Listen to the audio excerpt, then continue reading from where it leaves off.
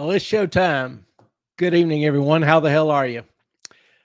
KP, Brentwood, good to see y'all. Laura, Replay Crew, thank you. Appreciate you letting us know. You are missed.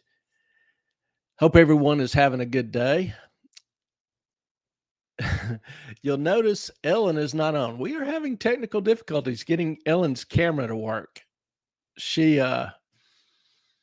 We were changing up some things with the co-host and admin. She couldn't do some things because she wasn't an admin. So switched her to admin. And now we think, Matt, that's maybe the reason why her camera's not working, because she's listed as an admin instead of co-host. So sent her an invite to join us.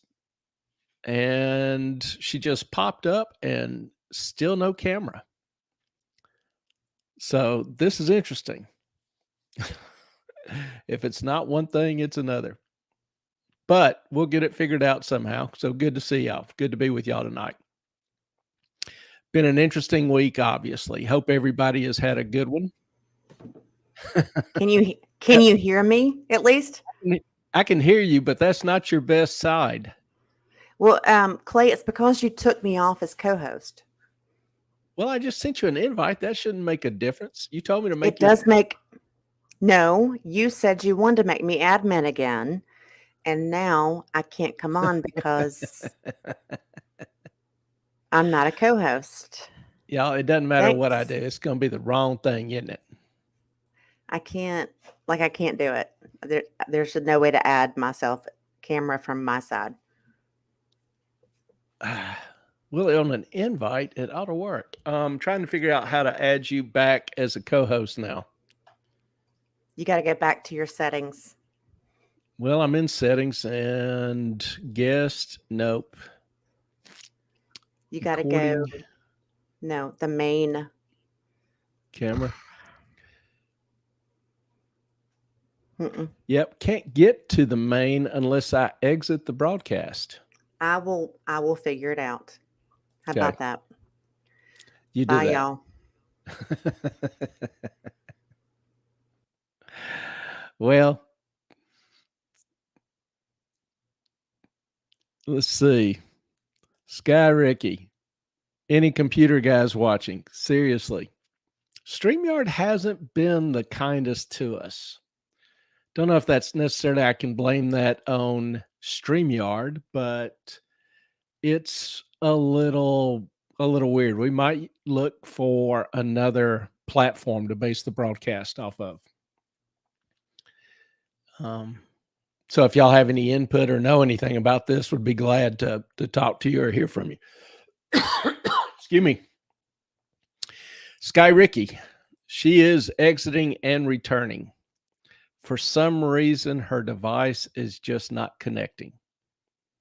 That's all it shows me. Devices not connected. She's tried to restart the computer. She's tried to log in normally. She's tried to respond to an invite that I sent her. Like when we hosted Ian, just send him an invite. You click on it and you pop up in the broadcast. That's not working for her. Melissa, how are you doing? Good to see you. Thank you for joining us tonight. Don't know if you noticed or not, but Ellen is not here because she's having technical difficulties. She's trying to figure out what's going on with her camera or computer, or why she can't join in with her camera. We got her joined with her voice, but not the camera. So technology is great when it works. When it doesn't, it's irritating. And it's probably some simple, stupid little thing. I teach derivatives, and I'll be working a modestly complex problem on the board. And as I get down toward the solution, I know something's not right. And I'm sitting there trying to think of all the, the complex mathematical kind of things that I've done. And did I do something wrong? And I'll sit there and stare at it for minutes and then finally figured out I added something wrong. It's always the simple little things. So probably the same thing now. Lady in Black, Glad to have you listening in. Multitasking. It's a good night to multitask. And I know, we know Saturday night is kind of busy for some people or a family night or whatever. But in terms of the nights, there aren't any other major broadcasts that we knew of going on Saturday night. So we figured, for a lot of people, it was, as good as any. So, but really appreciate y'all joining in. Hopefully Ellen can get things worked out and get on the broadcast. And she will, somewhere or the other. If we need to, we'll just pull her up a chair beside me. I actually showered today, so it shouldn't be too bad.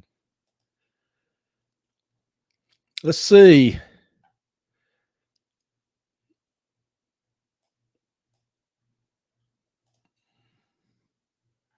We've got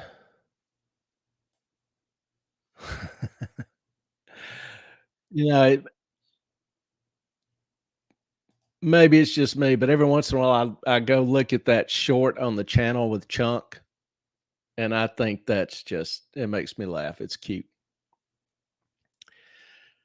Tonight, kind of a busy night. We're going to talk about, things in current events. A lot of things going on in the world, in the country today. Probably the hottest topic has been some of the hearings going on. So we'll get into that a little bit. We'll also talk about the Federal Reserve has started its new payment system called FedNow. We've talked about that previously in terms of some of the technology used, in terms of some of the implications. Well, they finally kicked it off this week, yesterday, as a matter of fact. And so we'll take a look at that, see how that's progressing. Also, some news items with the well-known, much-loved, our favorite Sam Bankman-Fried. Carolyn and Sam were in the news and the headlines this week. So we'll we'll take a look at Sam and his influence on the financial sector. Actually, I ought to start saying his influence on the criminal sector, but he'll be a topic of discussion shortly. And we'll do the usual rambling. So if y'all have any questions, comments, or anything you'd like to discuss, be glad to hear from you.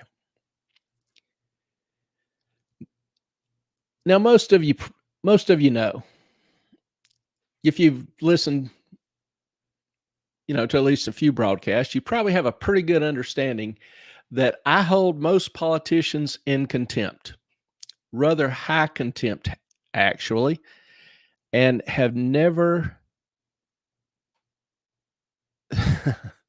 Sorry, I just got a text from Ellen. You have literally kicked me out. I cannot get back in. My word is a scholar and a gentleman. I have not kicked her out.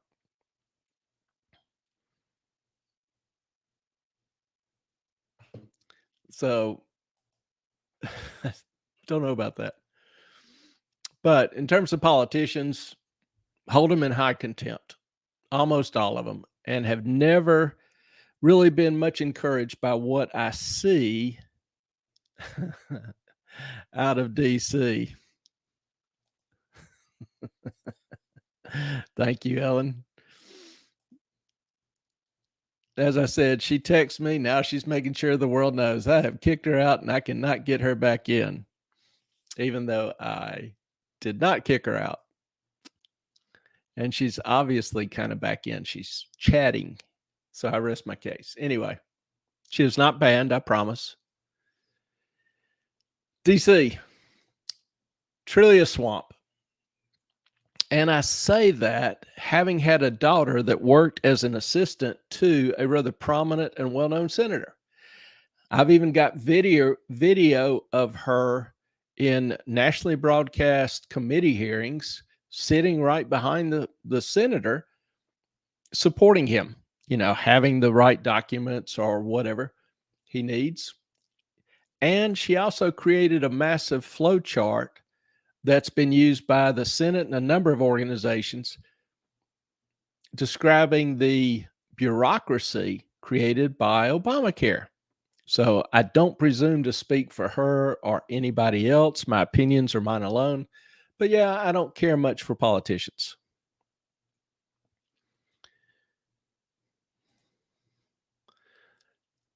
Lady in Black. Ellen, you have about as much luck with computers as I do. IT hated to hear from me.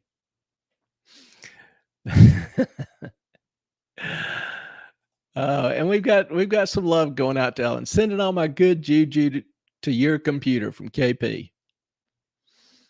And Carrie Berry's mom. How you doing tonight? Good to see you. Thank you for joining us. Now, with politicians, I have generally been or tried to be oblivious as to their families. They didn't run. They don't vote on issues. Their private life is their private life. You know, there are some exceptions when the family member becomes so public, advocating a policy, or is integral to the politician's political beliefs, activities, promotions, policies. You know, like Obama with Michelle, she was an advocate for him and his policies. She was very active in the political area. So I think it's fair to say that Hunter has met that standard, certainly, particularly when he's been the subject of a House investigation, House committee investigating corruption. I'll get it right in a minute.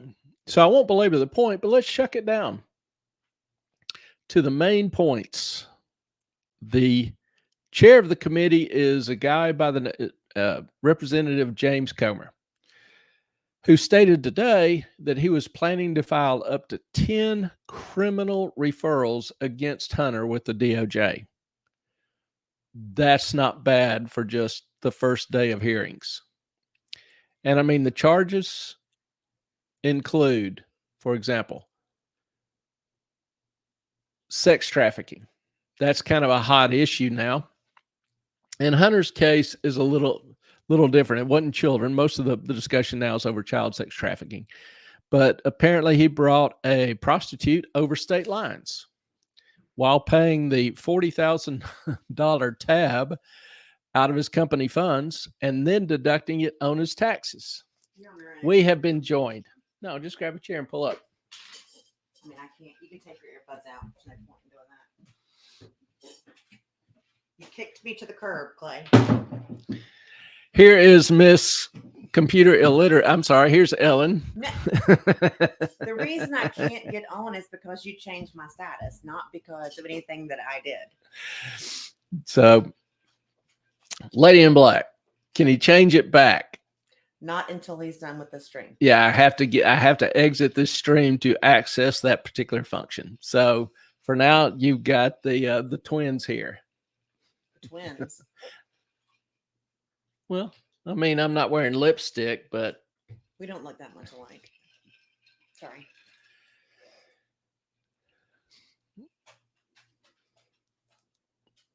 KP, so glad to see you. Glad to sort of be here. Y'all don't realize the hell I'm going to catch when the show's over. Yes. So we're probably going to run a little long tonight. He had this great idea of making me an admin. That was awesome. Well, you wanted to do something. I forget what it was.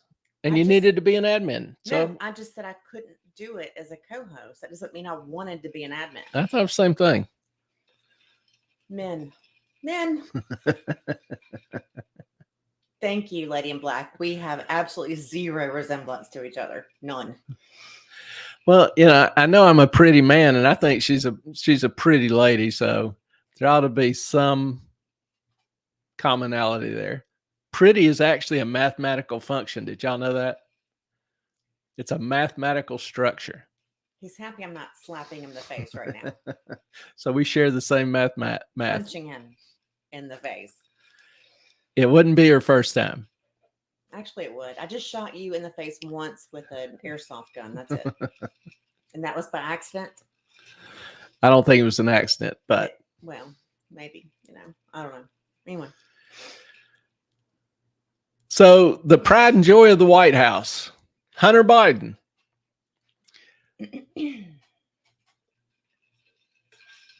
Bringing a hooker across state lines.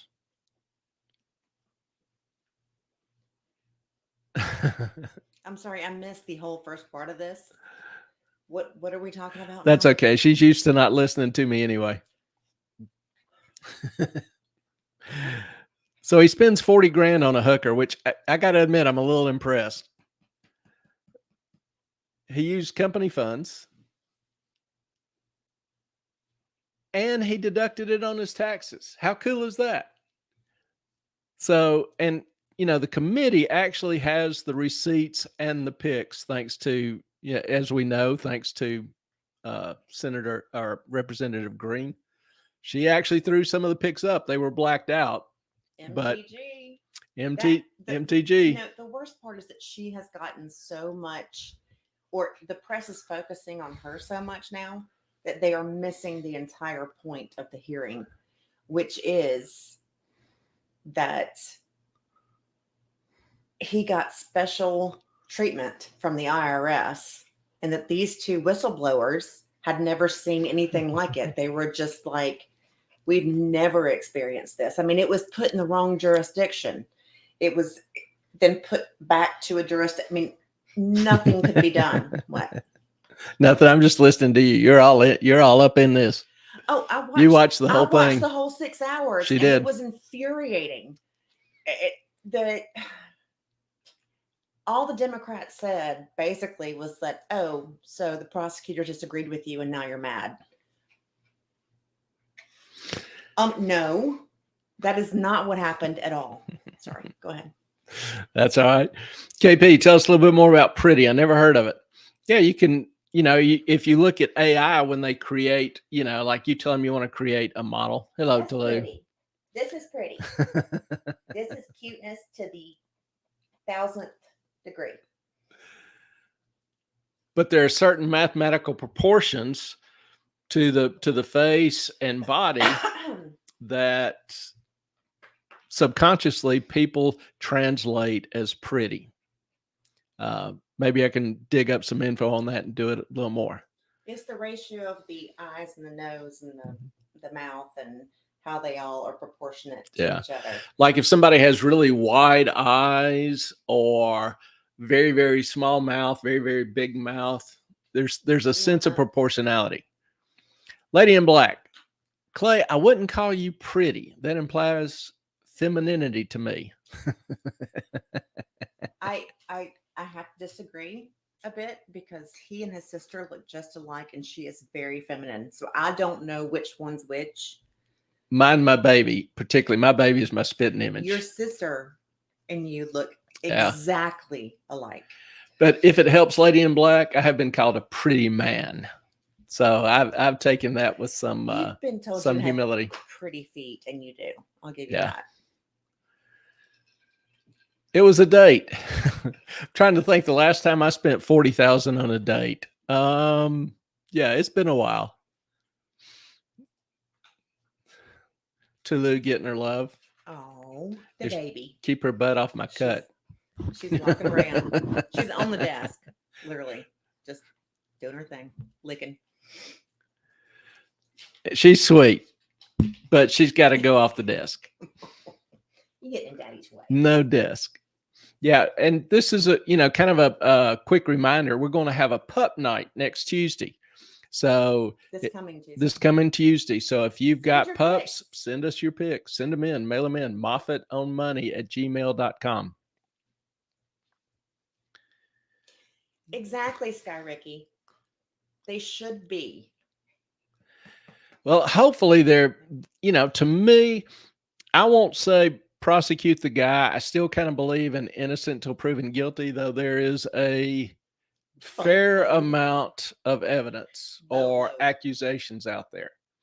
But investigate them. Investigate the hell out of them. Find out what actually happened. And if he's guilty, if Hunter's guilty, throw the book at him. Okay, another thing that I don't think that you know this part, but I don't know if they can hear me. Microphone's over there. Can you hear me? Yeah. Okay. You're registering on the mic. Okay. They didn't allow, the first time ever, they did not allow the investigators to actually look at the computer and all the evidence. And they told them that. They said, you have some evidence, but you don't have all of it. And they would not allow them to access the computer, Hunter's laptop, which I think is insane.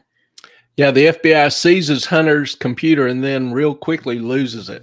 I think that's amazing. How the hell do you lose something that important? But even after they found it, they said, we're not going to give you all the information. You can't look at it. Did the FBI find it, or did the guy that have a copy of the backup simply No, provide the files? Actual FBI. Okay, I had not seen that. Yes. They said, we will give you, some of this information, but you can't have all of it. Which is just like, oh my God. Yeah. I just, over the past several years, the DOJ, the FBI, some of the accusations that have come out are just abhorrent. Some people argue that the whole thing ought to be burned down and started over. I would not be terribly opposed to that. It is, I would do that to the whole of DC. Just build a wall, surround DC, throw in jugs of gas, and toss in a match. The place has just gotten contemptible, highly corrupt. And that'll extend to both sides. We're going to pick on the Bidens tonight because obviously they're the hot topic. But that doesn't mean that Republicans are clean and pure either. Well, I think denying the preferential treatment that obviously happened. I mean, the fact that they changed, Ziegler, who did the initial investigation, he wasn't even investigating Hunter. He was investigating some social media company for pornography and ended up finding a bunch of transactions by Hunter. Interesting. Yes. And then they started looking into Hunter Biden, right? And then the jurisdiction was in DC. Like, that's where he wanted it to be. But the DC said, no, it's got to be in Delaware and you got to work with Delaware, which is, of course, Biden's home state, blah, blah, blah. And then when they were going to actually draw charges, I'm sorry, she wants to get up there so bad.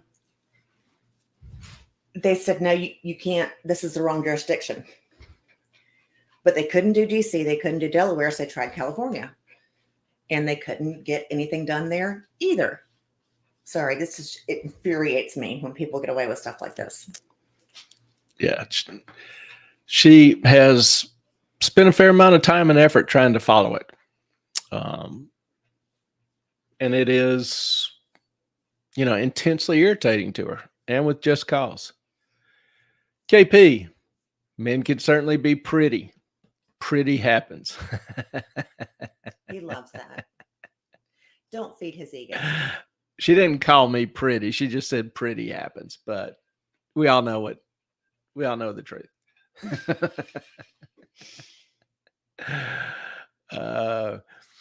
Lady in Black, my husband loses stuff all the time. Keys, phones, some of it is never found. Does he forget how to work a computer often? Just curious. I didn't do. Okay, I feel like I can't cut off the mic tonight, can I? The IRS. No, I'm like, I didn't do anything. You did it. You actually cut me off. Isn't that typical for whichever party's in power? Look at the things Trump did while in power. I got to admit, I'm not sure Trump has been, was doing coke and hiring prostitutes and receiving money from foreign governments to influence policy.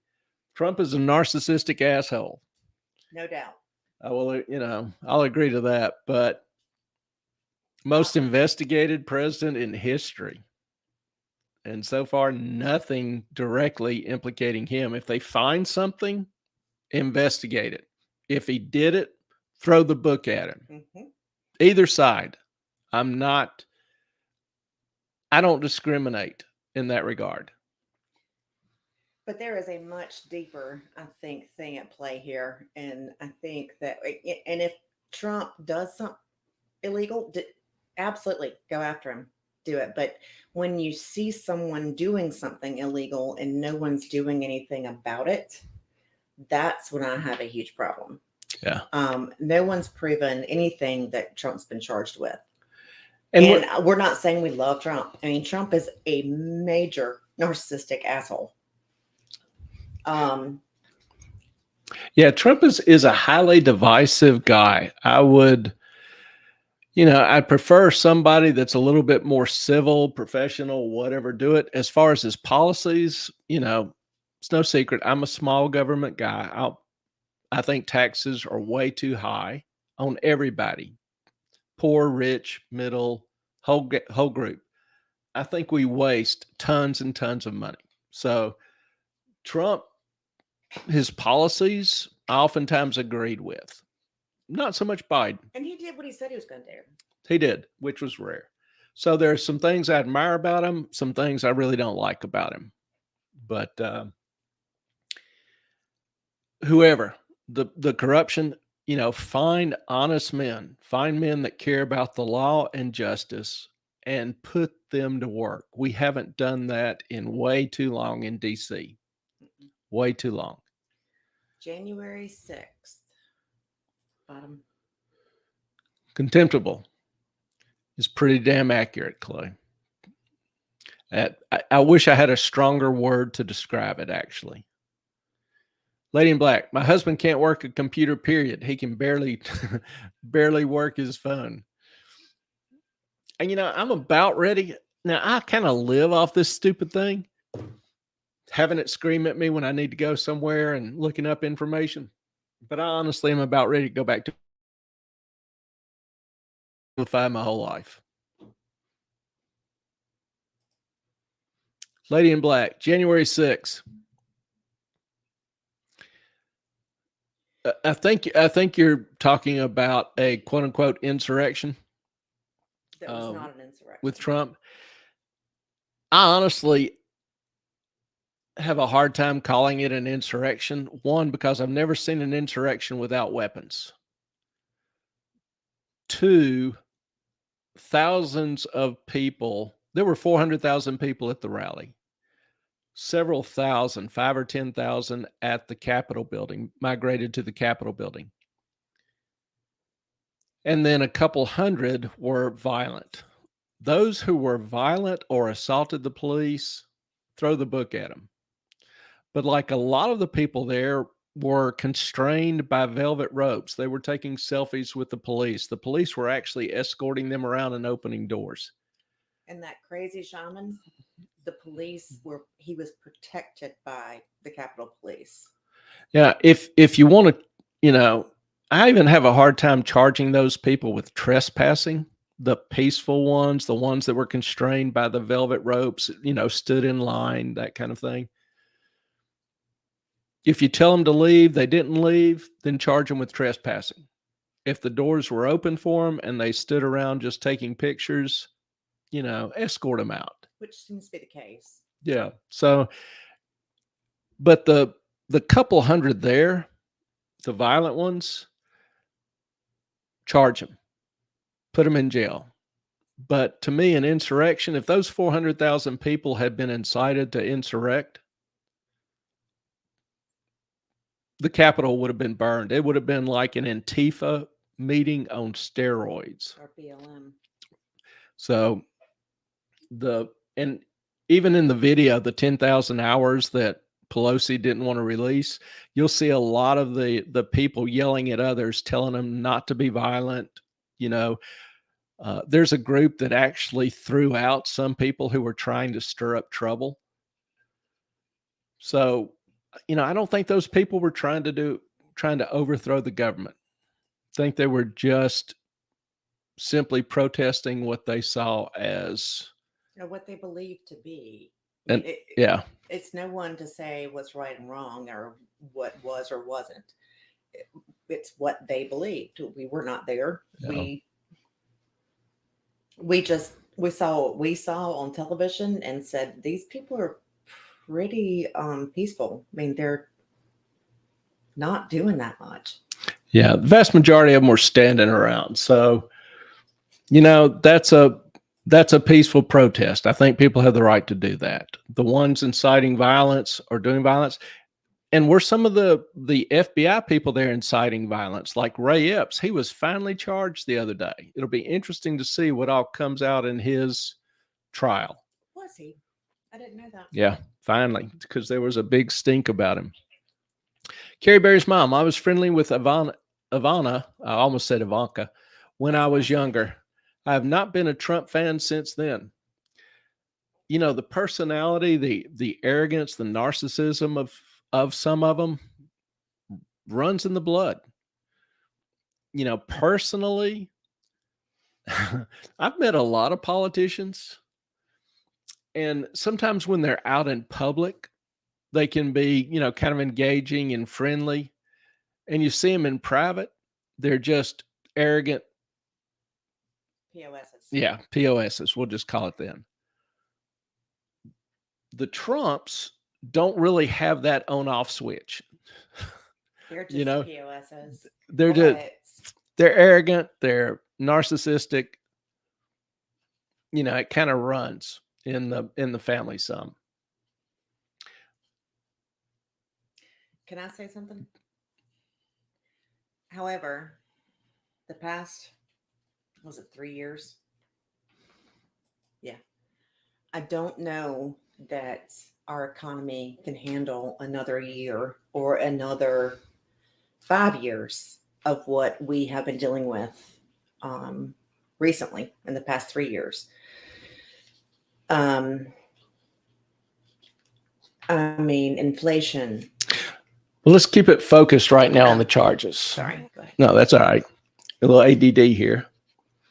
ADHD. ADD is not a thing anymore. Oh. They've changed it. It's all the same. Oops. So, yeah. And, it's perfectly fine for people not to like politicians. I'm one of them. So, I get that. Now, there were some other quote unquote bombshells listed during the hearings per John Solomon and Amanda Head. Come here. Got to get the dog off the desk here. She wants to help. Yeah, no. I can get this up here.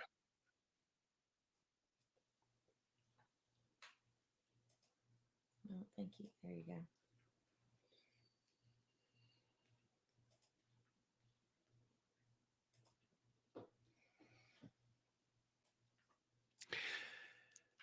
Now, this is a detail by Solomon and Amanda Head reporting, reporters, relatively well-known reporters. And he gives, I think, 7 points. In 2014, Burisma Holdings hired Hunter to influence his father in the handling of Ukraine's chief prosecutor investigating the company for corruption. Biden successfully had the prosecutor fired by threatening to withhold $1 billion in loan guarantees. Burisma informed the FBI informant that the Biden bribe money had illicit intentions or was part of a criminal scheme. Burisma's CEO believed he was coerced into hiring Hunter and considered it a package deal involving Joe Biden's assistance. Total payment was $10 million. Solomon, back in 2019, I got to interview Schlotkin, the prosecutor that was fired. He completely unaware of what the FBI was saying, but here's what he told me. When President Poroshenko came to him, he said, Joe Biden wants me to fire you. I don't really have a reason, but I'm going to have to do it. He's upset that you won't stop investigating Burisma. Just think about that. He was mocked at the time, but now the FBI is being told something exactly the same and wasn't getting it done from Schlotkin, but was getting it from the owner of Burisma. He goes on. Number 4, FBI informant confided that Burisma officials referred to Joe Biden as the big guy, supporting claims later made by Tony Bubalinsky in 2020. Burisma was concerned that the corruption probe into the company by Shotkin might jeopardize their plans to acquire a U.S. oil and gas firm and go public in America. Number six, Burisma's CEO and top official, Vadim Pozharsky, acknowledged Hunter Biden's lack of experience in the energy sector, were not impressed by his work, saying he was not smart. In fact, Pozharsky actually said that his dog was smarter than Hunter. Burisma's CNO boasted that trafficking the $10 million payment to the Bidens would be extremely difficult and could take up to 10 years to find the records. Well, Hunter never put any of the Burisma money, which was $666,666 a month. Okay, sorry, we're getting there. Sorry, didn't know. We were all kept in the dark. 2019 kept around, and people who reported on these were called conspiracy theorists. The FBI knew all along what they had sitting in their files. I think the most troubling thing, even the agents who were supposed to investigate this case at the IRS were not told about this. Right. And just think about that. Even the people who were investigating this were kept in the dark. If it weren't for Chuck Grassley, we wouldn't have known it even today. Now, some people think, did Joe actually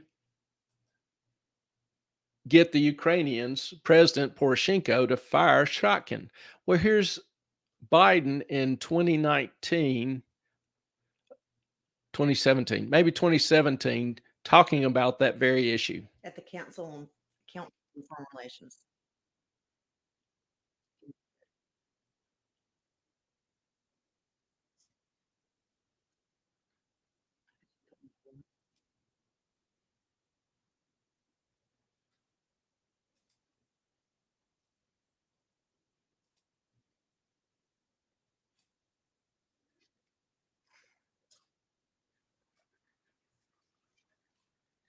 No sound.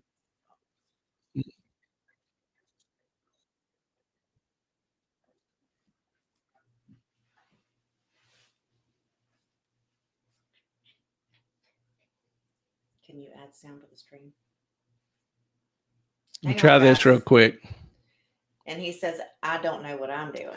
Well, I actually did it right.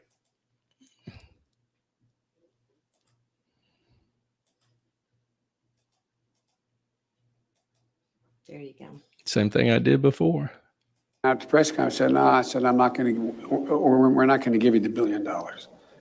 They said, you have no authority. You're not the president. The president said, I said, call him. I said, I'm telling you, you're not getting the $1 billion. I said, you're not getting the $1 billion. I'm going to be leaving here. And I think it was, 6 hours? I said, I'm leaving in 6 hours. If the prosecutor's not fired, you're not getting the money. Well, son of a bitch. Got fired. And they put in place someone who was solid at the time. Well, there's still, they made. At the time. So Biden even admits to threatening to withhold money unless they fired the prosecutor within 6 hours. The evidence we know ties into the story told during the committee hearings. So there's some significant allegations going on. And we'll let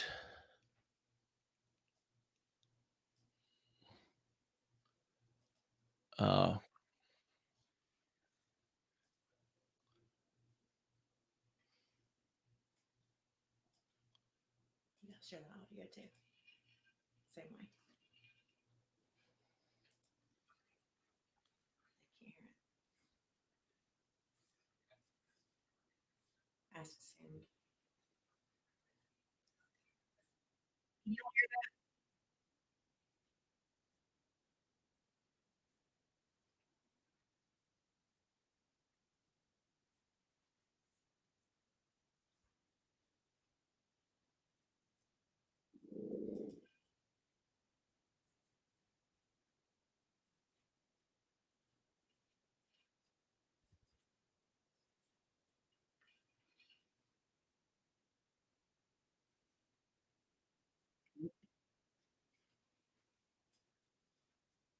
Thank you, Brentwood. Okay. Apparently, when I share a screen, and Ellen just saw me do it, I click share screen, which I've got a second computer screen over here. So I'm sharing that whole screen with you. And there's a little button you click, share audio. So apparently it's only the window that actually gets shared. Yeah. So they were calling it share screen, And not he window. says, I don't know how to work a computer, really.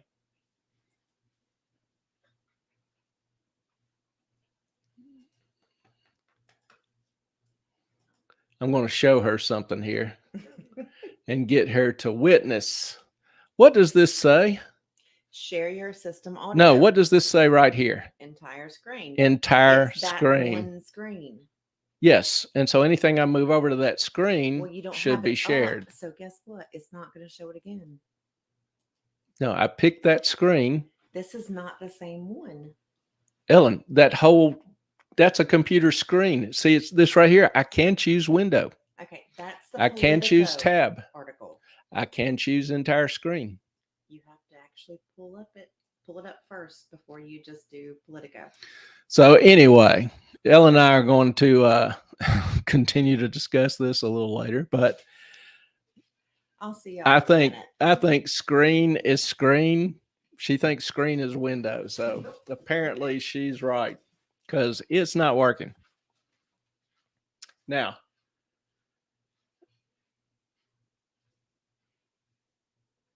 some people say the charges are baseless. Here is a file from Politico, an article from Politico, in which they, kind of take some shots. Here, Wednesday's hearing offered little concrete new material, but it's still likely to fuel calls from conservatives to impeach Attorney General Merrick Garland. Well, if we go down, talks about the committee hearing marked the first public testimony from Gary Shapley, the IRS whistleblower, and Joseph Ziegler, previously known as Whistleblower X, to address claims of broad meddling by federal authorities in the case, including the Justice Department consistently slow-walked their work and prosecutors tipped off Hunter Biden's attorneys about leads they were planning to pursue. So it boils down to an argument in some ways over credibility. The article goes on and says, Republicans contended that given the whistleblowers and U.S. Attorney David Weiss offered different recollections about whether Biden's case lead prosecutor had the full authority to pursue charges. Which kind of begs the question, why wouldn't a prosecutor have full authority to pursue charges? The public should put their trust in two IRS veterans, Shapley and Ziegler. The GOP noted they have years of investigative experience. So who are you going to believe? Justice Department can't get their story straight, changed 3 times in 33 days? Or these two guys? House Chair Jim Jordan stated, I'll believe these guys. Now, Democrats argued that most of their rhetorical fire were on the investigation itself. The ranking member Raskin stated this was a Clouseau-style quest for something that doesn't exist. It's turned our committee into a theater of the absurd. Democrats contended that Weiss made a routine decision not to move forward with a broader array of charges against Hunter, despite recommendations by the IRS whistleblowers to pursue a bigger case. And then they argued that the testimony is about the problem of prosecutorial discretion. Shapley kind of pushed back, said, each time you say this is a disagreement, you can say it multiple times, but it doesn't make it true. Democrats also contended that it was routine for FBI agents and prosecutors to disagree about the investigative steps in charging decisions. Then Politico goes on and says this. I found this interesting. Democrats also routinely pointed back to President Trump's administration. The strategy was twofold. Drive home that decisions by the whistleblowers took place during the Trump years during a federal investigation led by a Trump-appointed U.S. attorney. That's a little bit misleading because the U.S. attorney was actually appointed by Obama. And at the end of his term, Trump allowed him to continue his position, and he was then voted and approved by the Senate in 2017 for a permanent position. And normally the president defers to the senior senator in a state to pick political appointments, judicial appointments, low-level judicial appointments in their state. So Trump went along with the recommendation of the two Delaware senators who were both Democratic and appointed a Obama appointee. So saying it was Trump appointed is a little bit misleading.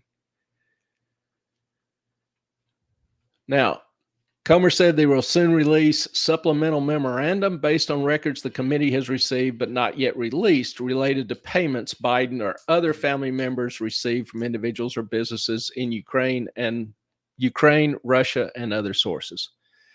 So, long story short, we're not done yet.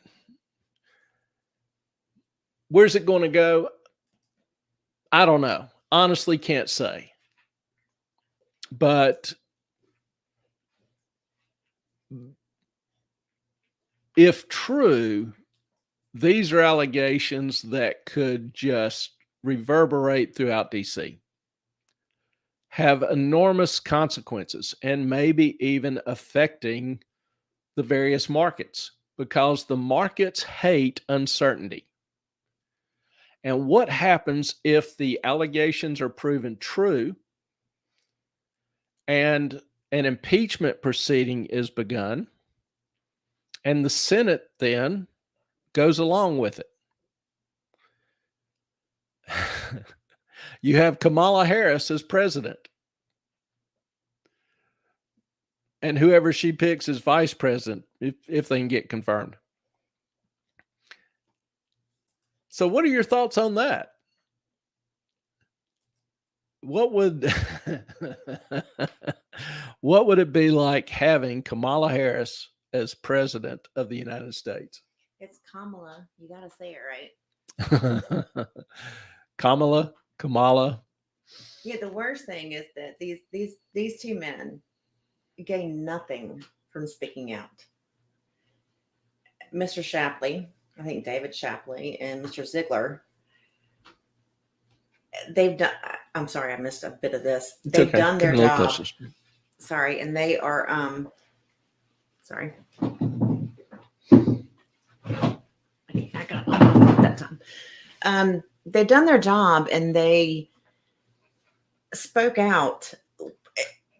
All they got was the risk they lose their jobs. That's it. And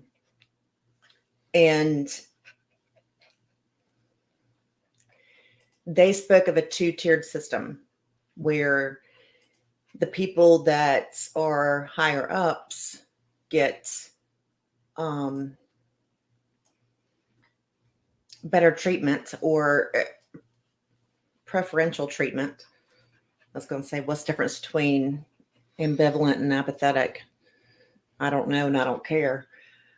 But these two,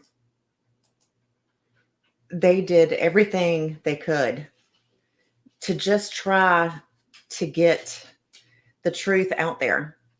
And the fact they couldn't get all the evidence from the laptop because they were not allowed access to it. And all of the hate they're getting is just, to me, ridiculous. Yeah, corruption should not be a political issue. No. Now, it doesn't mean the politicians won't try to, exaggerate it or fudge it or minimize it or whatever to suit their political interests. But bottom line, corruption should not be a political issue. if somebody did sell their office, I'm okay with hanging them. Just that, investigate it thoroughly, hide nothing, disclose everything. I think the people have a right to know. Disclose everything. Now, interestingly, one thing that was not covered or really didn't get any news attention was the testimony of a journalist, Emma Jo Morris. Now, Miss Morris actually is the one who broke the original Hunter Biden laptop story. She's the one who took all the heat for publicizing what, quote unquote, 31 intelligence agencies labeled Russian disinformation. She's the one that wrote an article that was censored on national media, on Facebook, on Twitter, on all the social media. Was it an attempt to influence the 2020 election? Well, she actually testified yesterday. Thursday as well. And let's listen to a little bit of what she had to say. Ayes and 8 noes. The motion to table is agreed to. We will now move to our second witness. My name is Emma Jo Morris, politics editor at Breitbart. I'm here today because I published a series of news stories 3 years ago in October of 2020 about Hunter Biden's now infamous laptop, also known as the laptop from hell, which is seen as some of the most scandalous reporting of the last decade. What was more scandalous than the reporting itself, though, was the fact that it exposed the unholy alliance between the intelligence community, social media platforms, and legacy media outlets. At the time, I was deputy politics editor at the New York Post, and my reporting showed that despite then candidates Joe Biden's repeated and furious denials, he was apparently involved in the foreign business deals of his family. Over several days, just weeks before Americans would vote for their next president, I revealed verified, authentic emails from the Biden Scions hard drive showing Ukrainian business partners receiving leaks from the Obama White House. I documented an off-the-books meeting between then Vice President Biden and a Ukrainian energy executive and introduced the world to the big guy who got action on a deal with CEFC, China Energy Company. The Post published exactly how the material for the reporting was obtained, even identifying our sources, as well as a federal subpoena showing the FBI was in possession of the material the story was based on and had been since December of 2019.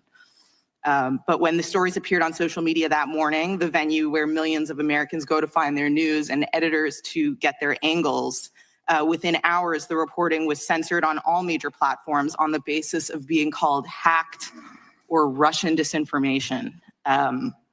Twitter refused to allow users to share the link to the stories, banned the links from being shared in private messages, a policy, by the way, that's used to clamp down on child porn, and locked the Post out of its verified account. Facebook said it would curb distribution and reach of the links on its platform. However, the stories were not based on hacked materials, nor were they Russian disinformation. And despite those claims appearing to come out of thin air at the time, we would eventually learn that they actually didn't come out of thin air at all. On October 19th, 5 days after the Post began publishing, Politico ran a story headlined, "Hunter Biden's story is Russian disinfo, dozens of former intel officials say." God, I can't even say that with a straight face, you know? Politico printed a letter completely uncritically from veteran members of the U.S. intelligence community, falsely claiming that the Post expose has, quote, all the classic earmarks of a Russian information operation. My God. Most notable among the signatories of that letter were Jim Clapper from former DNI, Michael Hayden, former CIA, John Brennan, former CIA, despite having such damaged credibility following their participation in the Russia collusion conspiracy theory. A few days later, on October 22nd, when Biden appeared in the second presidential debate and was confronted with the facts of the Post reporting, he said to Trump, quote, 50 former national intelligence professionals said this, what he's accusing me of is a Russian plot. but it was not. And he knew that. Now, fast forward to this year, 3 years later. Just last spring, House investigators revealed it was a call by now Secretary of State Antony Blinken to former acting CIA Director Michael Morell that prompted the spy letter published by Politico, which bypassed agency approval processes that would have been normally applied. It is also now known that ahead of my reporting, federal agencies were priming social media companies to execute an operation to discredit it. According to internal documents released by Elon Musk upon his acquisition of Twitter, the FBI and other intelligence community members essentially directed the platform's censorship operation, in part externally by working with top management and in part internally by social media companies hiring eye-popping numbers of agency alumni. Journalist Michael Schallenberger reported, based on documents he obtained from Musk, that during all of 2020, the FBI and other law enforcement agencies repeatedly primed Twitter executives to dismiss reports of Hunter Biden's laptop as a Russian hack and leak operation. Feds arranged for top secret security clearances to be granted to Twitter management and even had encrypted messaging networks set up, which they dubbed a virtual war room. To this day, hundreds of people from the intelligence community work at social media companies. Over the last few years, my reporting has been confirmed by virtually every mainstream. So some interesting comments there.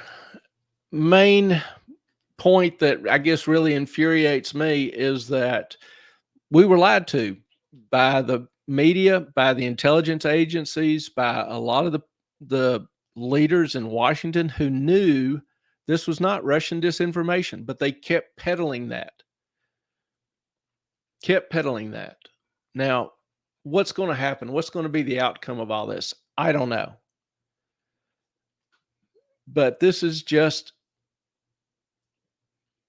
I mean, it's been confirmed that that computer was not Russian disinformation. And it's an inarguable fact that Clapper knew when he was pushing the Russian disinformation story that it was not, that was a lie. So if you really want to prosecute election interference, if you want to prosecute corruption in government, start there with the clear, unmistakable evidence and what we know to date.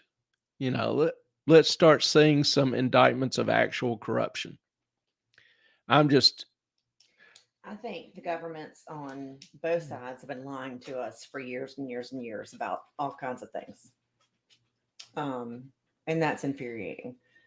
As KP's point, I wish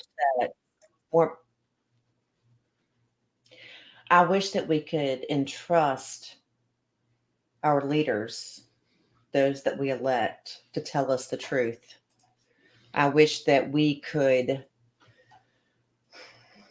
depend on them, the ones in the United States that we elect, and I'm sure Canada, everybody feels the same way around the world, that we knew that what we were hearing was the truth from them, that we knew we were getting good information, that we knew that our future was in good hands, that we knew that our economy was in good hands, that we knew that it wasn't just the elite making money off of everything we do every day. I mean, it's sad and it's scary, and I'm sorry. Like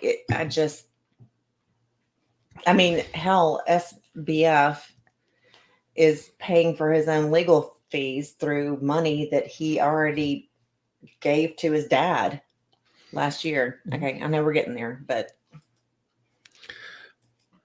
yeah. So bottom line to me, DC's a mess. My interest is in what lies ahead. My father had a saying, and he got it from his father. He often said, "I don't care who your grandparents were. I care what my grandchildren will be." And that's an approach I've taken to the markets, to investing, to trying to run my life, trying to maintain my focus. I look at trends and try to anticipate the future. And this is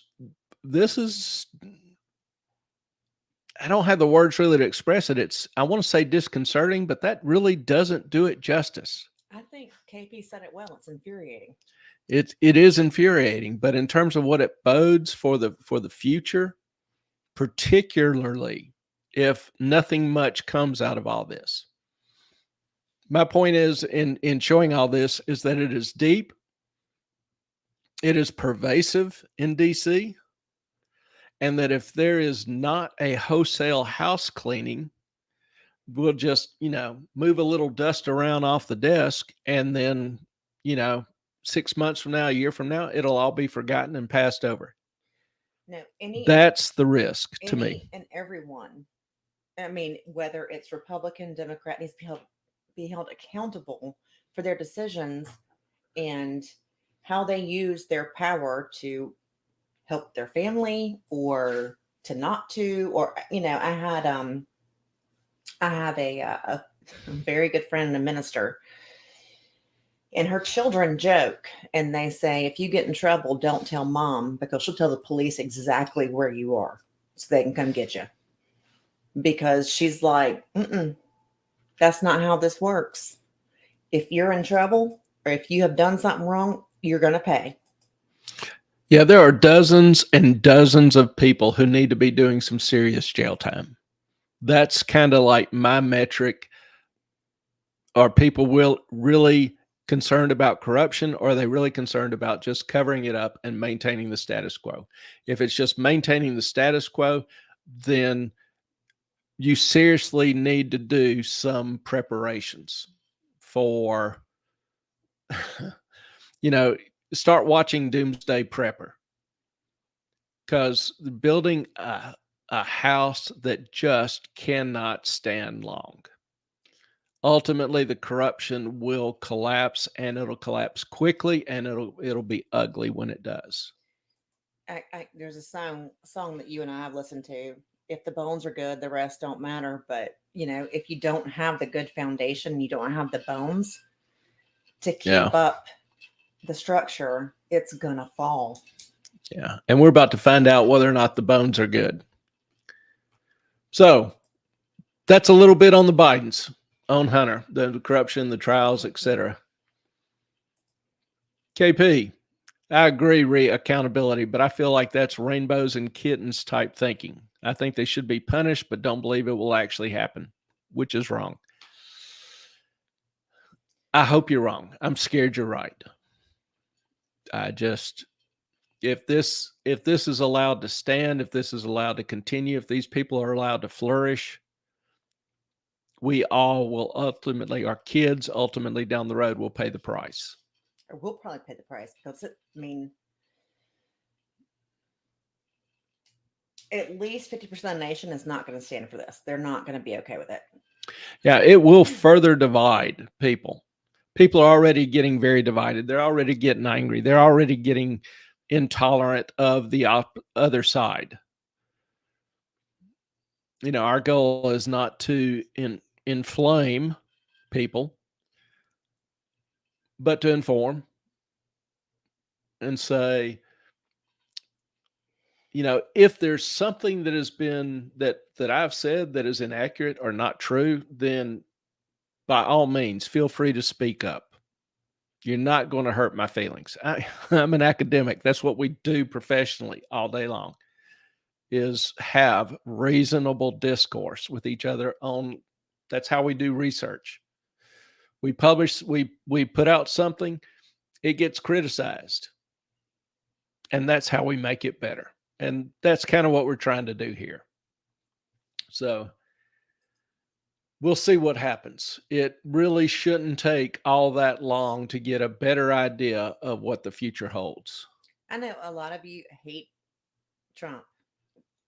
We are not in any way, shape, or form trying to boost Trump.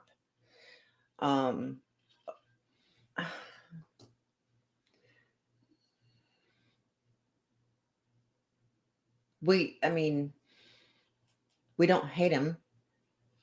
He did some good things. So, we're not going to say Trump sucks. I've been honest. I think he's an arrogant, narcissistic asshole. I think he's very thin-skinned. I think he has generally some very poor personality skills. Personality matters in the White House. I completely agree that it does.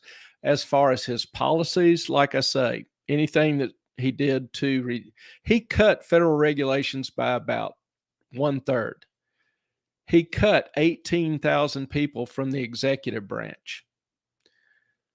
He tried to reduce his White House staff was the smallest in Ever. 40 years. Mm-mm. He did some good things. And I support anybody when they do good things. He did some things that I don't care for. So I'll be the loyal opposition on those. But some of what we've seen and heard this week is just beneath contempt. And it needs a major wholesale investigation. And if true, if proven, there need to be a lot of people doing some serious time. Do you think they'll actually allow them to find out what they need to know? Well, obviously, some people have already tried to stop, interfere, deflect from it. Well, they tried to get into when Hunter closed his business and he moved all of his documents into a storage building. Then they stopped them from actually going in there with a warrant and then said, wait 30 days and then tipped him off. Yeah. I mean, and that happened when they wanted to go into Biden's house in Delaware, where he was living in the guest house. They just wanted to go in the guest house. And they said, sorry, can't do it. And yes, healthy discussion is everything. And reasonable minds can differ, just as Hogue says. That is, I mean, we're just giving our opinions. Hopefully we're not too swayed one way or the other. We all have our opinions, and your opinion is just as valid as mine. The facts are not mine to select from. True. The facts stand regardless. I try to amend my thoughts and opinions to the facts, to the evidence. That's what a reasonable person does. Sometimes the facts come out different. You amend your opinion. That is what a reasonable person does. It doesn't mean you were wrong before based on the evidence you had, based on what you knew. You made the best decision you could. And that's what we're about, trying to make the best decisions we can for the future. KP, to your point, I live my life asking whether my grandfather would be proud of me and my actions, accomplishments, the way I live my life.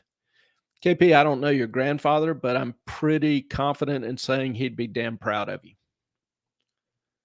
Absolutely. I mean, you're good people. You're so sweet. Everything you say is so sweet and kind and loving. I can't imagine that he wouldn't be. Yeah. Healthy discussion is everything. It's how we learn. It's how we grow. The human condition is an imperfect condition. We are fraught with limited understanding, misleading impressions, overly sensitive emotions, whatever. Sometimes lack of emotion, lack of feeling or caring, whatever. Discussion, talking is vital to trying to improve upon those weaknesses. And that should be everyone's goal, is kind of an ongoing process of continual improvement. Speaking of, I left Chunk upstairs in my room. Hang on, y'all. Let me go grab him. It's been awful quiet. That's not a complaint. Well, he had tissue.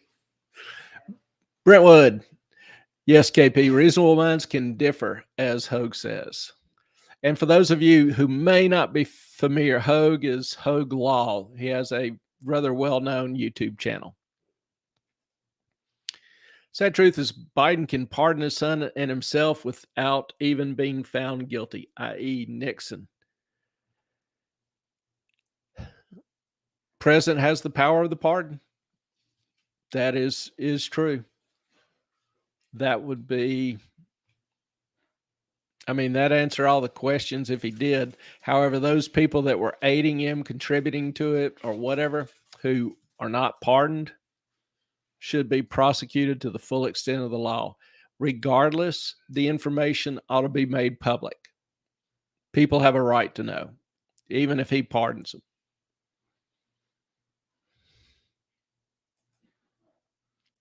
Catherine Frazier, I think part of the ongoing problem is the two-party system. There are too few choices.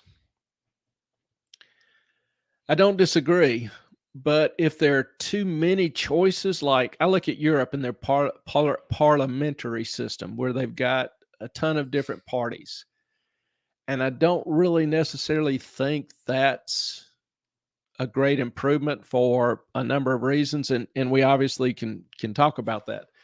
But to me, I think the real problem is we as voters constantly reward those people who shouldn't be rewarded with office. We don't value character. We don't value integrity. We don't value having a politician do what he actually says he will do. We vote for them based on what they say they will do. And then when they get up in office and do things that are completely antithetical to their stated propositions, there's no accountability. Most people don't know. I found him. And he's still alive. He looks a little fuller and fatter. He was laying on the bed watching you on my computer. Was he? Yeah. That's kind of funny. Mm-hmm.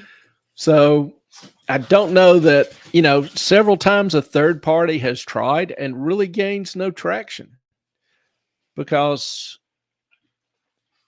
fundamentally the American psyche, I believe, there's the traditional view that is small government, individual rights. Well, the opposing view is larger government, fewer individual rights. And that really kind of sums up why there are two main parties. Sorry. The dogs are a little excited to be free. The dog. The dog is a little excited to be free. So, and also I think, it can be called a uniparty system. I mean, with the corruption on both sides.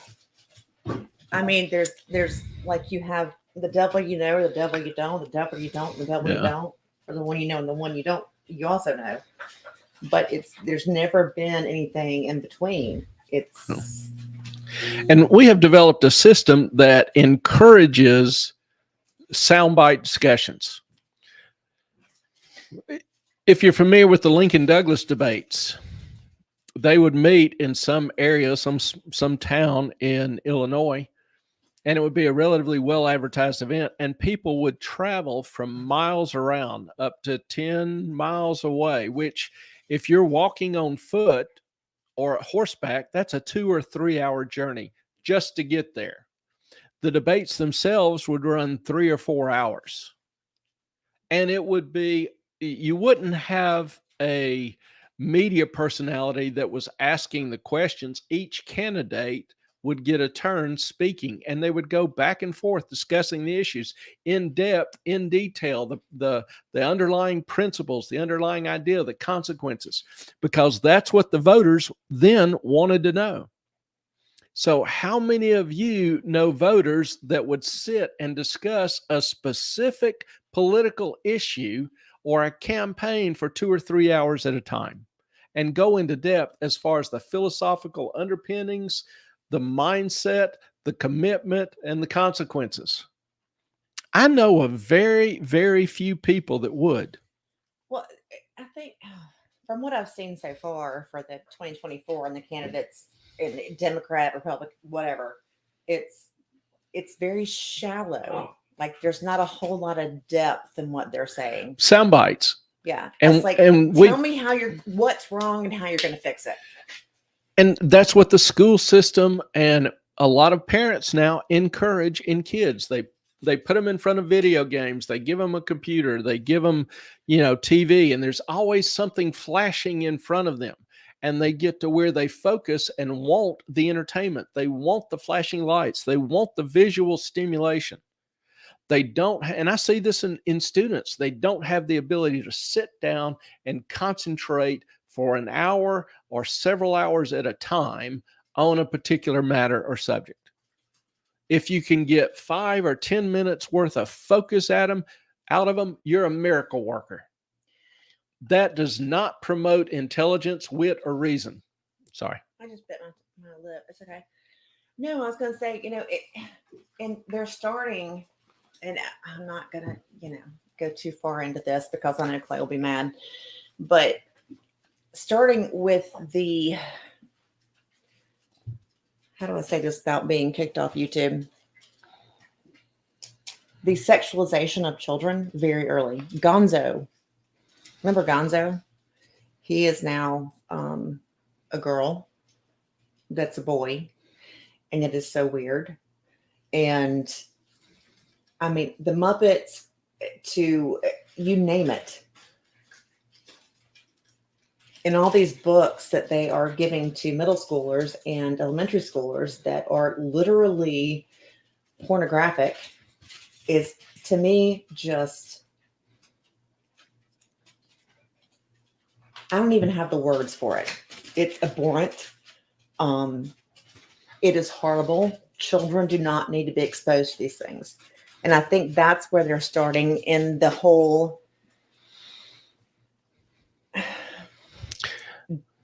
you know what I'm trying to say. Well, to me, that goes back to focusing on entertainment and away from reason and true education and skills.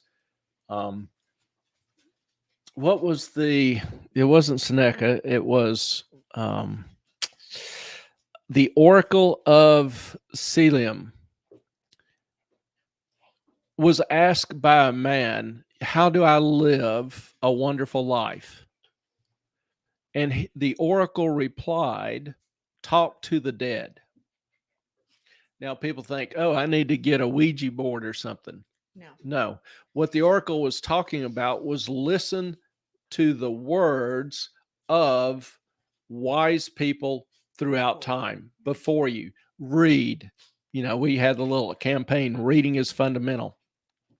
But how many kids, through high school today spend time reading the great works throughout history, the works that have changed mankind's tenor, ideology, have changed their future? Most kids couldn't begin to tell you what the difference between Plato and Calvin was.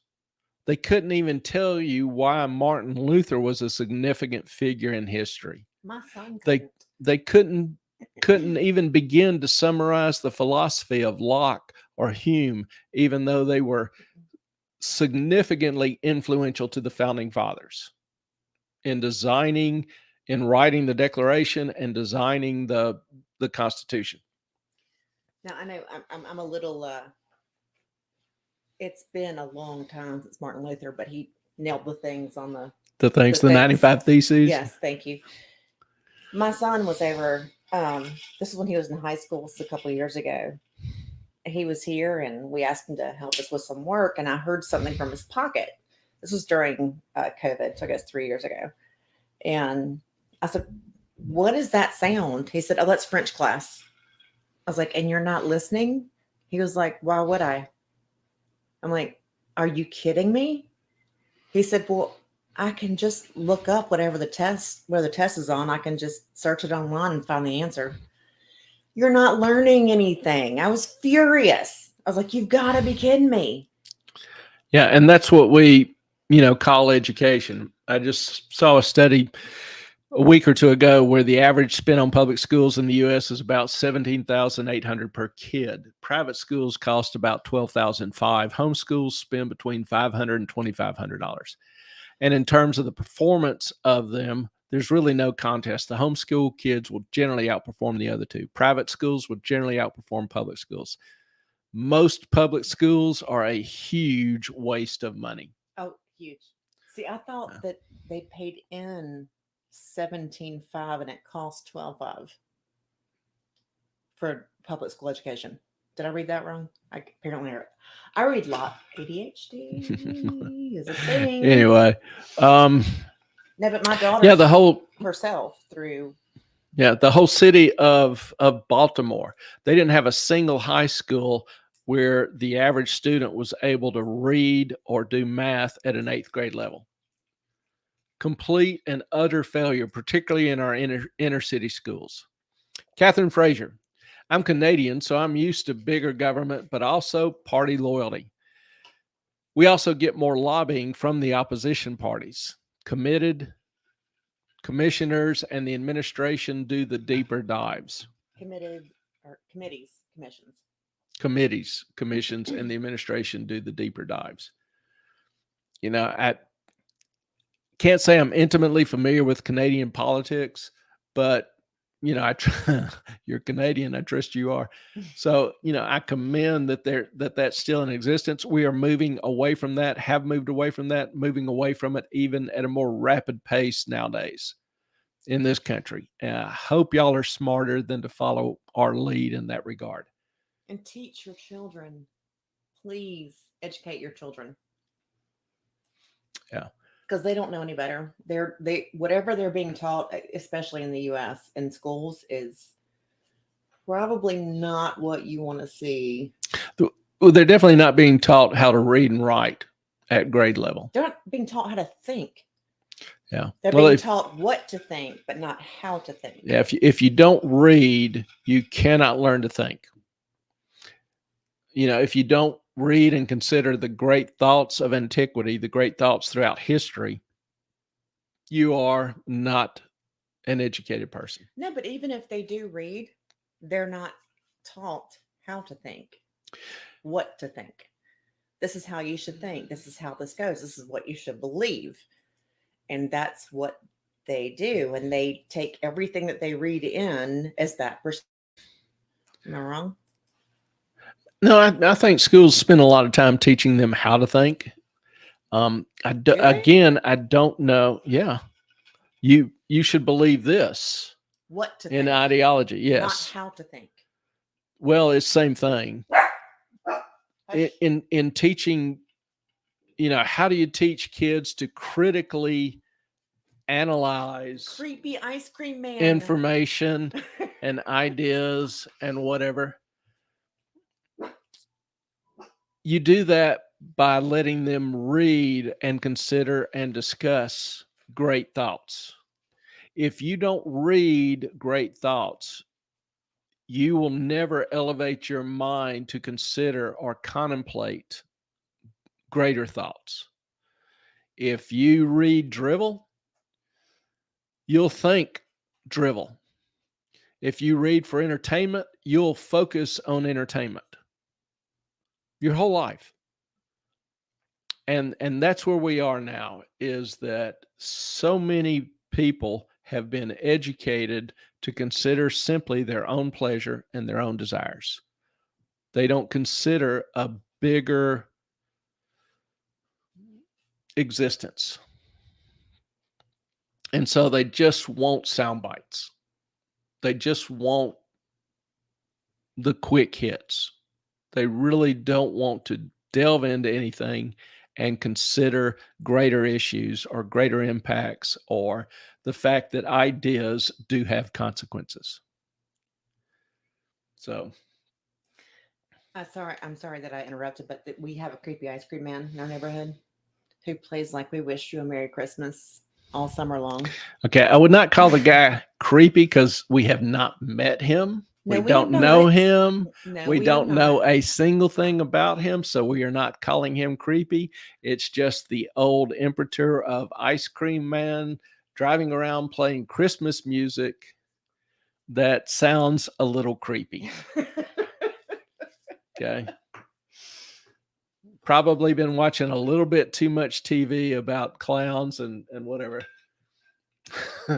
I saw Clowns are fucking scary. I'm sorry. I saw a video. It was nighttime, and this young lady was unloading her car, and somebody, it may have been her husband or boyfriend or whatever, snuck up behind the car, and she got out. She was buried in the back seat trying to pull out a package, and he came around the back of the car wearing one of these creepy, scary clown masks and got right behind her. And when she had the box turned around and saw him, her first reaction, she dropped the box and she delivered a solid right hit, dropped the guy like a bag of bricks. I would have shot you. And I was like, I dig that.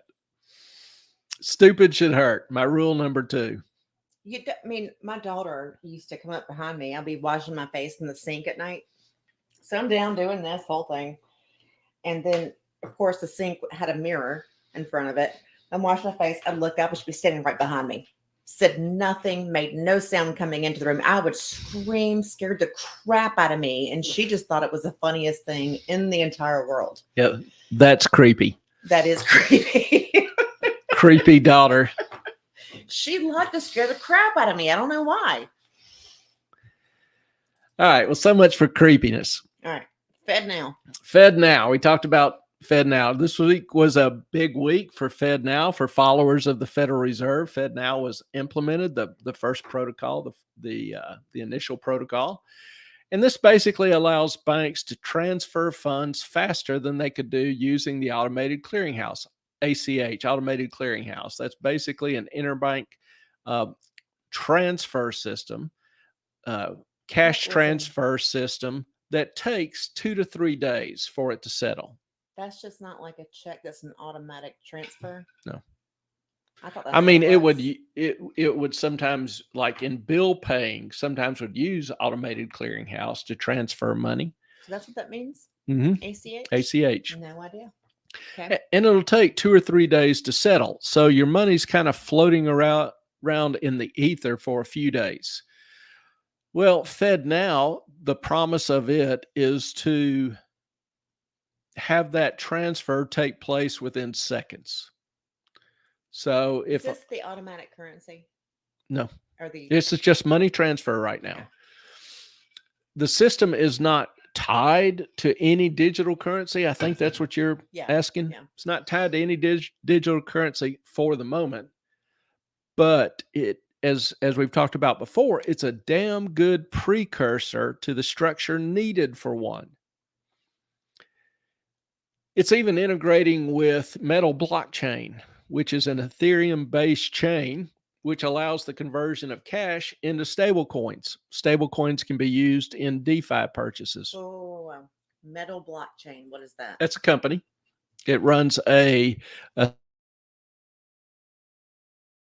chain to communicate, to transfer coins, crypto coins, Right. stable coins. Stable coins are cryptocurrency that tries to maintain a fixed value, like $1 a coin. Is that It's kind of the crypto version of a money market fund. And so if you want to, a DeFi is, for example, you can have an app that allows you to buy insurance using cryptocurrencies. Okay, you do realize that stable and cryptocurrency don't correlate. Yeah, they do. How's that? Bitcoin lost There a are ton of money. So did Bitcoin is Ethereum. not a stable coin. Neither is Ethereum. Well, what's a stable coin? I could mention what Gold? was it? No. Tether, which blew up. That's not stable either. But the idea is to have coins that maintain a value of about $1 a coin to allow for stable purchases. For example, if you want to buy an insurance policy using cryptocurrency, the premium's going to be $1,000. So you need to be able to transfer a coin that holds its value at $1,000. Stable coin. So there are some currencies out there that try to maintain a fixed value. But There are other currencies. Wait. There is no Bitcoin that I'm aware of that can maintain anything because it's always up and down and everywhere. There are a lot of things that you're obviously not aware of because there are coins out there that do try to maintain They try a stable value. No, they maintain a stable value. Now, one noted one blew up and it was kind of related to FTX. Okay, because if I had a silver or a gold coin, I would trust that, but not a company. Gold coins Bitcoin. gold coins vary in value all the time, every minute. But, okay, so a cryptocurrency is going to keep a value. Yes. Explain that to me. without going into the structure and design of the coins, which is, somewhat complex, there are coins out there called stable coins, which do not vary in value How or may even pay a low rate of interest. how is that? Just like you put 1,000 in, this is your $1,000 coin, and it might get interest. Mm-hmm. Okay, so it's just like a 1-for-1 exchange. Yes, Why didn't you just say that? I did. You didn't.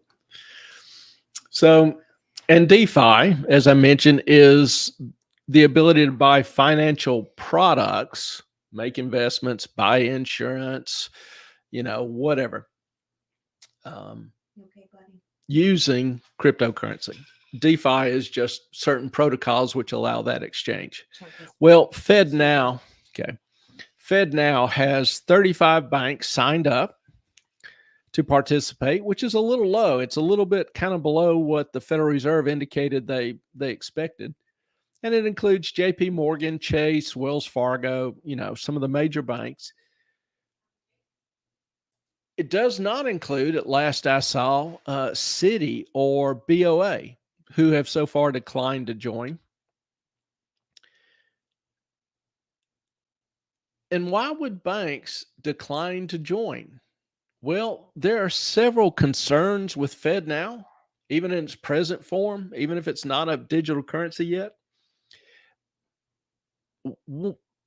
One concept is that with FedNow, it's voluntary, it's optional. Banks aren't required to sign up. They can sign up to different levels. So a lot of the banks have signed up to receive only. So if your bank's a member of FedNow, you can use it to receive funds, but not send funds. Banks are approaching this cautiously. Some reasons are because FedNow is available 24/7. Wouldn't be surprised if before long you had an app on your phone that you could access FedNow and move money back and forth in an instant. Well, this 24/7 flexibility exacerbates the risk of bank runs when you can transfer up to $1 million out of your bank account in an instant, even when the bank is closed.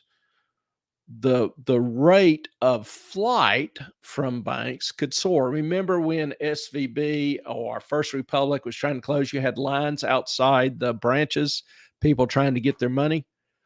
They wouldn't have to do that. They'd just be on their phones. They'd pop it in their phone and boom, the money would be gone. So all of a sudden, this bank has a huge outflow of cash that they don't have the liquidity to cover. A bank run, a bank collapse. So that's a big risk. That's a risk for banks. And the Fed hasn't specifically addressed that issue yet. Also, peer-to-peer payments, where you directly send money to another individual or receive money from another individual without being cleared through a bank, are oftentimes used for illegal activities. And so banks can be liable if they participate or allow illegal activities. Also, and this is a bigger issue than what people are discussing, banks make money on the float. So when you write a check or you send money via the automated clearinghouse, the bank gets to keep that money for 2 or 3 days. It earns interest, short-term interest, but interest on that money. Well, boom, if that money is transferred out immediately, the bank earns nothing. If that money can be transferred out immediately, they can only invest it in the shortest of terms, maybe even have to maintain larger cash balances due to money becoming more volatile. Don't really know what the impact of that kind of flexibility in terms of transferring money is going to mean for cash flows from a bank. Companies themselves are used to a 20 or 30-day float. That is, when they buy raw goods or materials, they oftentimes have 20 or 30 days to pay for it. So they get to keep that money for that 20 or 30 days and earn the additional interest on it, or even have time to get receipt of the money in order to make the payment. Well, instant payments would do away with that. So would that mean that you would have higher prices, higher product prices, because companies and banks were unable to earn that interest they had been earning? Don't know. Be interesting to see how all that works out. But the major concerns are when the initial bugs are worked out and it's widely available and utilized, what does the future hold for FedNow? And we've talked about this some in terms of the Fed expanding FedNow and instituting or developing a cryptocurrency, a coin, a digital coin of their own. And it's coming. I have no doubt. They've already got plans for it. It's coming. And Biden, we talked about this a couple of weeks ago, Biden issued an executive order back in March telling the Treasury to look at establishing a digital currency. Now, there's a brief video. I don't want to kill y'all in the videos, but this is about 1 minute and 30 seconds from a former WEF member. He's an economist at Winchester University. Where's that? By the name of Richard Werner, England. Okay. And he left the WEF, the World Economic Forum, because he started disagreeing with their push to implement what we called the Great Reset, or what's known as the Great Reset. Actually, the WEF calls it the Great Reset. And we've talked about that at some length. So let's listen to Dr. Werner describe the implementation of a digital currency. Agenda, because I think it's so important to them. They've been very careful about the timing, and let's wait a little longer, let's wait a little longer, let's have this crisis first, let's have COVID first, soften them up. But they've delayed because the technology was already ready around 2015 to roll out. And what people don't mention is, what do these CBDCs actually look like? At the moment, there's a bit of talk about this being phone-based apps. And yes, that is the initial phase.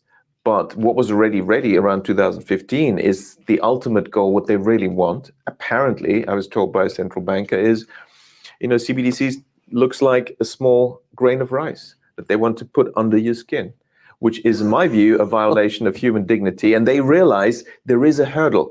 So to get people to accept this, there will be, why suddenly all the billionaires saying, let's have universal basic income? Because the story is going to be, now we've created this vast unemployment and disruption and crises. Well, we need universal basic income. You will get 2,000 euros into your account every month. But of course, to run this efficiently, we need to use the latest technology. So, you need the CBDC chip implant. But how many people will say, okay, fine, £2,000, 2,000 euros, a surprising proportion. So, There's not enough money in the world to get me to put a chip underneath my skin to do anything. when you're starving, hungry, the economy's crashed, you have no money, be amazed what a lot of people do. I talked about the digital currency moving to a chip-based and offering basic income to get people to do it several months ago, a while back. It's almost an obvious process that you can see building to the adoption of a universal of digital currencies. No, do you think I want the government to know everything I do, where I am, when I'm there, what I'm doing, no, thank you. Well, what matters is I hope there's a lot more people like you around, because if the vast majority of people do it, then if you want to buy food, if you want to pay your taxes, this kind of thing, you'll have to do it via digital currency. And they can cut you off anytime they want They to. can cut you off anytime they want to. Not okay with me. So there's, Chip us like dogs? Yeah, pretty much. Except there's a lot more information on that chip than a dog. yeah, and we've talked about the issues with a central currency. Obviously, the government knows everything you do, what you buy, when you buy it, your health, et cetera. They also, if they feel like there's a need to stimulate spending, they can put a time limit on that money, on that digital currency. Say it expires in 3 months. So you can't save it. You can't put it aside. You can't invest it. You have to spend it on consumer goods within a certain amount of time. And they will decide what you Or can buy with it they will say that, or what you can't. you can't use this for certain products like ammo or guns or a certain product that they think it doesn't agree with their politics. And, people say, oh, the government won't do that. It's already started happening. We've seen, for example, in Canada, where they cut off the truckers' funds, access to their accounts. Not only did they cut off the truckers, but there was a fund set up for donors to help the truckers with expenses. Anybody that donated to that fund had their bank accounts shut off, access to their bank accounts removed. We've seen it in the UK with certain conservative politicians. Nigel Farage had his accounts completely shut down. A bank account. He can't even get a bank account. And there has been a leakage of documents showing that decision was solely because the bank didn't agree with his politics. He was a leader in Brexit. And the bank hated that because it cost them some business. And so they decided to punish Mr. Farage by closing his accounts. So we've already seen governments, we've already seen institutions work together to achieve a political goal. And remember, that's the goal of the WF, the Great Reset, having a government corporate cooperation. Historically, this is what Mussolini defined as fascism, but the WF has repackaged it. And, it's trying to make it look sexy and work to the benefit of people, a more efficient way to deliver goods and services. Okay. And that'll be one of the arguments with the digital currency and being chipped. It's a more efficient way of managing the economy and acquiring goods and distributing cash.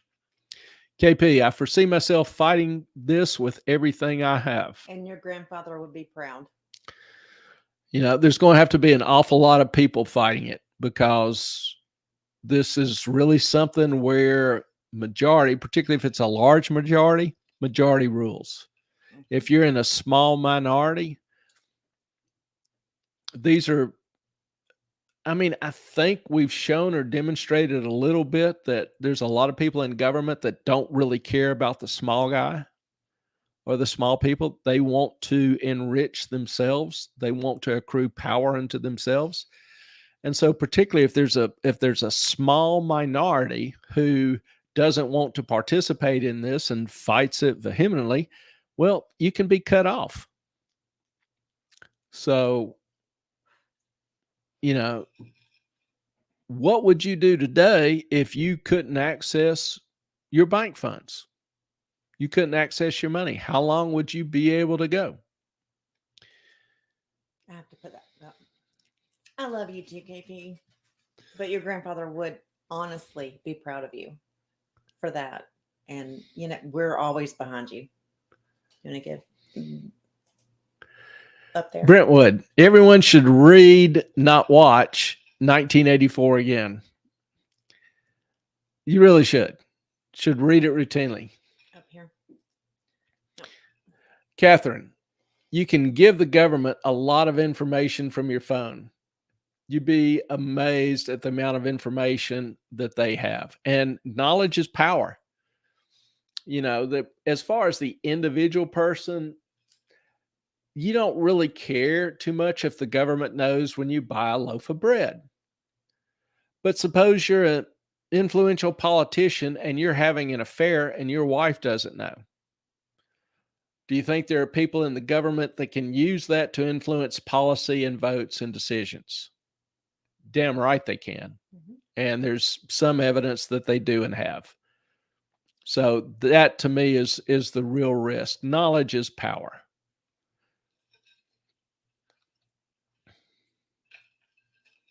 I think we're good on there. So CBCD, central bank digital currency. That is currently, all the trends seem to indicate that's where we're headed. For good or for bad? Wait, home sales. Okay, so I have an issue with that. Their whole premise. Premise owns central bank digital currencies? No, home Home sales. sales. Okay, real quick. Home sales has been kind of an issue or topic of discussion in the past. Several people have been trying to buy a home and were wondering, what the timing was, whether it's a good time or not. Well, just some additional information for you on the current home market. The U.S. home turnover rate, which is how often houses are sold, turned over, out of 1,000, has fallen to the lowest levels in at least a decade. Normally, the rate is about 19 to 20 homes out of every 1,000 per year Hang on. are sold. A decade. That's 03. No, a decade is 13. Sorry. My math is bad tonight. So the traditional rate somewhere around 20, 19 or 20. The rate the first 6 months of this year's dropped down to 14. And if you think about it, in a neighborhood, you usually know somebody in your sphere of influence or friends who regularly will try to sell a house. You usually know somebody that's trying to sell a house. It's not uncommon. But that rate has dropped by 30%. So how does that match with, I read an article today that said that people were paying $7,000 a month for a mortgage Well, that's one because reason. they said we can just refinance next year and it'll be lower. Well, that's one reason many people aren't, is because rates are high and housing prices have not dropped. And we talked about last week why housing prices haven't dropped is because the inventory available is very low. Nobody is putting their house up on the market, or very few people are putting their house up on the market, particularly existing homes, because a lot of those people have locked in very low mortgages. They don't want to lose that very low mortgage and, triple their interest rates getting a new house and a new mortgage. So they're willing to stay where they are and keep their current mortgage. Like you. Like me. So there's a lot of people that kind of want to sell, but are not selling, not putting the house on the market. Because you can't get the price you would have gotten 2 or 3 years ago. Well, the And prices, no one is not going, prices haven't fallen that much. and no one is going to purchase a house with the interest rate. What is it now? Do you know? About 7%. 7? Okay. Yeah. That's awful. See, in June, overall sales of houses fell 3%. They actually rose in May. May is usually a big month for people moving, getting out of school, trying to get the kids in a new school zone, whatever. So seasonally, May is usually a big month for home sales. But in June, overall home sales fell 3%. The median price was $410,000, which was down from $413,000 a year ago. So just a tiny drop in the median price. Sales of homes for the first year were down 23%. And you might think, oh, well, that ought to force home prices down. But again, nobody's putting their home up for sale. So you've got a very, very small supply. Demand, you've got some people who have to move for a job or whatever, divorce, etc., whatever. So total sales are down 23% this first half of the year. Wait, but we talked about this a few years ago. We said we couldn't even rent for what the mortgage was. Yeah. Here. It's just Yeah. it's impossible. You can't get a 2-bedroom apartment in our area for less than $1,800 a month. And sales were down the first half of the year, 23%. New construction also fell 8%. So, and if you remember in May had a very strong home sales report of 1.63 million. Well, that was revised downward to 1.56. You know, once all the attention and light is off of it, everybody was celebrating the great report. Well, the revision a month later gets zero press, zero attention. Permits are also dropping 4%. Now, a lot of people think, hey, you know, home prices will start dropping any moment now. Not until supply increases.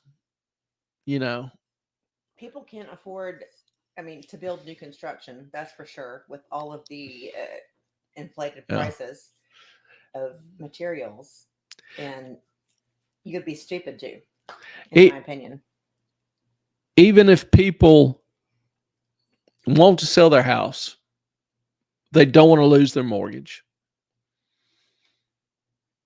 So supply and demand is still a law. If you have very little supply and demand, even if demand drops some, but is still greater or equal to supply, you won't see a drop in prices. So until we get something that forces more people to sell their homes, put their homes on the market, you probably won't see home prices dropping a whole lot for a while. What would do that? What is the... Well, if people lose their jobs, which we're seeing jobless claims rise, unemployment claims rise. Mhm. The thing is, you know, before, if they had a mortgage at 5 or 6%, trying to maintain that payment on a house was one thing. Well, if they've got a 2.5 or 3% mortgage, that's a much lower payment. So they're probably able to keep their house longer than they would be otherwise. So exactly what is it going to take? I don't know. We are seeing, you know, some signs of slowing in the construction industry, which is a major determinant of the overall economy. Mhm. We've seen jobless claims starting to rise. We've seen a lot of layoffs in certain sectors of the economy. Automotive, tech has been hammered. But so far, we haven't seen a lot of people having to dump their houses on the market and desperate to sell them, desperate to the point where they start cutting the price. So I think that is likely coming, particularly if the economy continues to worsen. Mhm. But there's no guarantees. Can I just point And something out? the timing is uncertain. My timing is weird. Go ahead. Go ahead. I really, really appreciate that all of you just love each other, support each other. That is like the best thing in the whole world for us. Just, you know, we love and support you guys. Written with Chic, KP, Lady in Black, all the people, and Crazy Cat Queen. Catherine Fraser. Just thank you. Thank you for being here. And Melissa as well. I'm not sure I can pronounce Carrie Berry's mom.